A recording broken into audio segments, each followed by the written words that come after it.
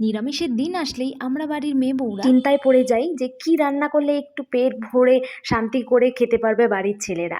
আসলে নিরামিষের দিন সকলেরই একটু প্রবলেম হয়, বিশেষ করে বাড়ির ছেলেরা যারা আছে তাদের কিন্তু বেশি প্রবলেম হয়, কারণ সেই দিন কোনো না হবে মাছ মাংস, না হবে কোনো পেঁয়াজ রসুনের রান্না। তাই আমি আজ বানিয়ে ফেললাম নিরামিষের দিন সুস্বাদু এই ছানার বড়ার তরকারি। তো তোমরা কিন্তু এই রেসিপিটা ফলো করতে পারো, খুব সুস্বাদু একটা রেসিপি।